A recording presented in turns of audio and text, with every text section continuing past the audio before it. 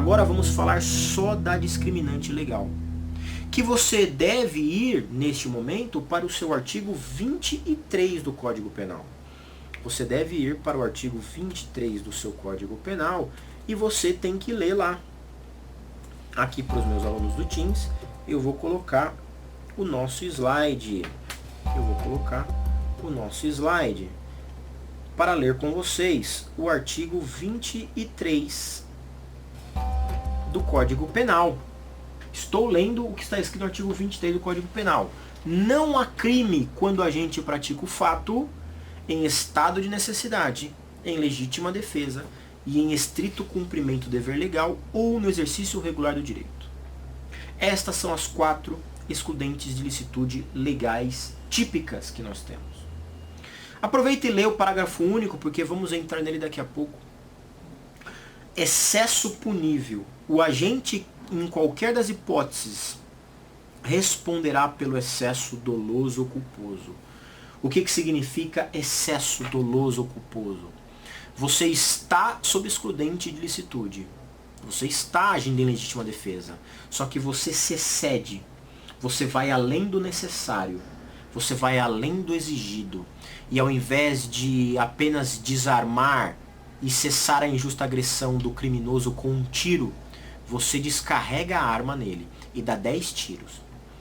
Depois de imobilizar aquele que tentou te furtar na Avenida 25 de Março, vários populares pegaram aquela pessoa e você, para se vingar, bateu nela. Você está em excesso e isso não é possível. Então, você pode ir até o momento de cessar a agressão, até o limite da lei. Depois disso, temos o excesso. Sobre o excesso, falaremos novamente no final da aula. Por hora, é isto que é necessário você saber. Excludentes de licitude se dividem em 4. Estado de necessidade, legítima defesa, estrito cumprimento do dever legal e exercício regular do direito. E é nesta ordem que falaremos a partir de agora. Voltando para cá no Teams. Meus amigos, vejam só. As excludentes legais, as discriminantes legais, não se limitam a estas 4 que eu acabei de ler para vocês, tá? Não se limitam. As discriminantes legais, elas estão espalhadas em vários lugares do Código Penal e em leis extravagantes, tá? Por que nós estudamos apenas estas 4? Porque estas 4 são as clássicas que estão na parte geral do Código Penal. As únicas 4 que estão na parte geral do Código Penal são essas 4. E elas valem para qualquer crime. Agora, existem algumas discriminantes putativas, ou melhor, discriminantes legais, que você encontra em outras leis ou no Código Penal, junto com alguns crimes. E nós não vamos estudá-las aqui. Você vai estudá-las quando chegar para estudar aquele crime, aí você vai ver se tem alguma discriminante legal. Mas, a título de exemplo, eu quero te remeter lá para o crime de aborto. No crime de aborto, nós temos uma discriminante legal bem interessante e bem famosa no crime de aborto, que todo mundo deve, de alguma maneira, já ter ouvido falar, que inclusive causa bastante polêmica. Estou aqui no crime de aborto. E você tem artigo 128. 128. Não se pune o aborto praticado por médico, se não há outro meio de salvar a gestante e se a gravidez resulta de estupro e o aborto é precedido de consentimento da gestante ou, quando incapaz, de seu representante legal. Então aqui nós temos 2 casos de excludente de ilicitude, de discriminante, que são legais, que estão propriamente no Código Penal, no artigo 127. Só para antecipar uma discussão, alguns devem estar pensando, mas professor, e a interrupção de gravidez de feto anencéfalo? não está no código. Isso daí se trata de uma decisão jurisprudencial do Supremo Tribunal Federal. Então pode interromper a gravidez de feto anencéfalo? Pode, tá? Mas isso é uma discussão bem complexa que o seu professor, quando falar de aborto, deve falar, explicar bem isso. Inclusive tem um campo aí de discussão no direito constitucional incrível, porque o STF, neste caso, ele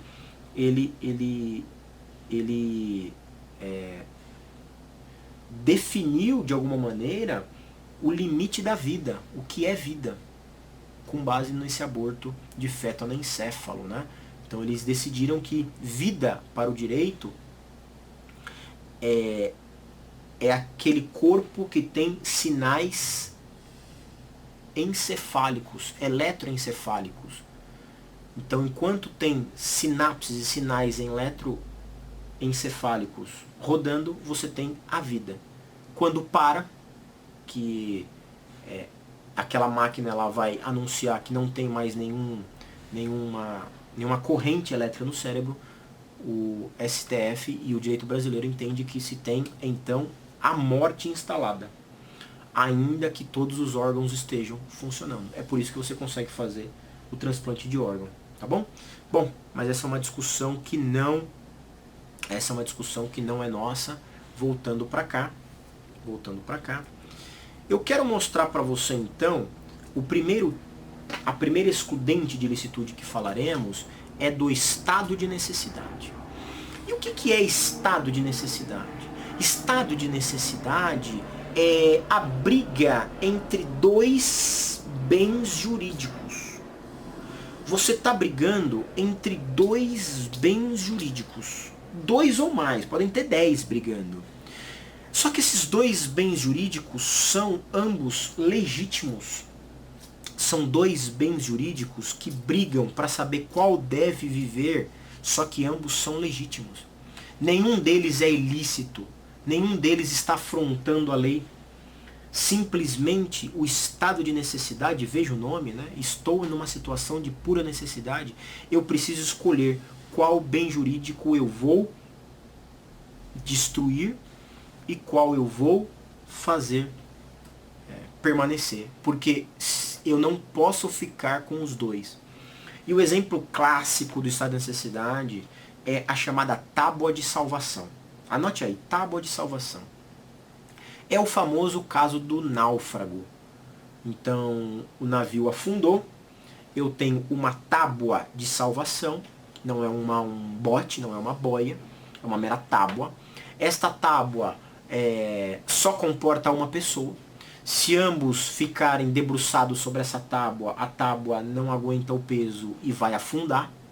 Então eu tenho 2 pessoas para sobreviver apenas em cima de uma tábua, que é chamada tábua de salvação. Quem deve sobreviver? Mulheres? Idosos? Criança? Na verdade, sabe qual é a solução do direito? A solução do direito é o mais forte. O mais forte sobrevive. Veja que solução arcaica, mas uma solução única possível. O mais forte, porque o mais forte vai conseguir ficar com a tábua de salvação e vai sobreviver. Se fosse uma questão do incêndio,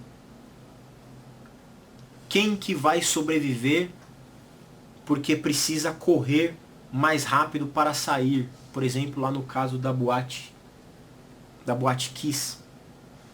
O mais rápido, aquele mais magrinho que conseguiu passar por cima de todo mundo e passar por um buraco. E o outro mais gordinho morreu. É assim que funciona o estado de necessidade. Então, a depender da circunstância do momento, se ambos bens jurídicos estiverem brigando, eu posso optar em destruir um e fazer viver outro. Tem regras? Tem regras. Como você pode imaginar. Quais são as regras? As regras são: o bem jurídico que sobrevive, o bem jurídico que permanece, ele deve ter um valor superior ao bem jurídico sacrificado. Ele deve ter um valor superior ao bem jurídico sacrificado. E quando eu falo valor, não é valor financeiro, tá? É valor de valoração. Qual o valor dele para a sociedade, para a vida? Quando eu falo em valor, eu estou dizendo que dois bens jurídicos têm pesos diferentes, sim. Deve ser o bem jurídico que sobrevive, que permanece, ou superior, ou no mínimo o quê? No mínimo o quê? Igual. No mínimo igual. Se for inferior, se você preservou um bem jurídico inferior e sacrificou um bem jurídico superior, não é estado de necessidade. Você praticou um ilícito. Você praticou um ilícito. O exemplo aqui que eu dou para vocês, veja. Eu tenho um cachorrinho em casa. É o Ozzy, pretinho. Vocês devem ter visto já nas mídias sociais. Eu sempre filmo ele. Tá? Tem o Ozzy. O Ozzy é meu filho, sem dúvida nenhuma. Sem dúvida nenhuma, né? É o único que há 4 anos me espera todos os dias em casa e faz uma festa quando eu chego. E quando eu quero ir embora, ele quer ir comigo. Quem tem animal, quem tem pet, sabe disso, né? Eu tenho um gatinho também, que também está entrando nessa linha aí. Como ele é adotado, ele é um pouco arredio, mas ele também fica feliz quando vem, né? Do jeito dele, como gato, tal, um pouquinho diferente, mas... Senhores, por mais que eu ame meus pets, por mais que eu ame o Ozzy não tem um valor superior a de um ser humano. Porque por direito, um animal é uma coisa. E uma coisa não pode ser superior a um ser humano. Ainda que seja um ser humano detestável. Ainda que seja um ser humano detestável. Sabe esse político aí que você detesta? Não sei qual que você detesta, mas provavelmente algum você detesta. Sabe esse ser humano que você não gosta? Tomar cuidado porque daqui a pouco o deputado Capitão Derrite entra aqui na nossa live, né? Ele sempre vem aqui, ele entra em várias, né? Então tem que tomar cuidado com o que eu falo. Mas ele não, né, meu amigo? Mas imagine esse político que você detesta. Essa pessoa detestável. Imagine aquela inimiga da sua sala de aula, sabe? Aquela inimiga detestável que você odeia ela. Tem ambos no precipício. Essa amiga detestável, a que fala mal de você, a que tenta pegar seu namorado, essa daí mesmo, a piriguete que você não gosta dela. E tem o seu pet pendurado em um precipício. Você se debruça e só conseguirá puxar um dos dois. Qual deles você está obrigado a puxar? Você está obrigado a puxar, infelizmente, o ser humano detestável. Deu para entender? Porque se você puxar o pet, infelizmente, seu bichinho, tem um valor para a sociedade menor do que o ser humano. Acho que esse exemplo ficou bem claro, né? Acho que ninguém tem dúvida com esse exemplo que eu dei, não é verdade? Sejam muito bem-vindos aqui, quem está chegando, Ismael, BT Rap Pet, tá falando de pet agora. Isabelle, minha aluna de Educação Física, Tenente Isabelle, Jotap, Emerson, Lu Reoli, boa noite professor, estou aqui te assistindo, Armanda Aline. Tá bom, seja bem-vinda, família inteira para assistir aqui a aula, sejam bem-vindos, tá? Tudo bem, gente? Vamos ver se tem pergunta aqui. Carlos, caso seja um homem com uma boa idade, já viveu bons anos e um adolescente no início da vida, qual deveria prevalecer? Não tem, Carlos, aí não tem. Não existe isso. Não existe essa prevalência. Você vai decidir. Se você tem 2 pessoas, as 2 pessoas têm o mesmo valor, tá? As 2 pessoas têm o mesmo valor. Então você pode puxar do precipício qualquer um dos 2. Você pode puxar do precipício qualquer um dos 2. essa valoração é você que vai fazer e ambas estão dentro da lei, tá? Boa noite, Silva Neto, meu amigo capitão. Agora, cuidado, minha gente. Existe, já que você fez essa pergunta, o idoso e a criança, eles têm prioridade no atendimento do serviço público, tá? Mas aí é diferente. O servidor público ele tem prioridade no atendimento do idoso e do adolescente. Mas aí não é estado de necessidade, tá? Então, policial, o enfermeiro, o bombeiro, ele tem que priorizar o atendimento de criança e adolescente por conta da lei. Mas estado de necessidade, as coisas são um pouco diferentes. O Instagram vai me derrubar em 3 segundos, ele já vai chamar de novo, entra de novo, tá bom?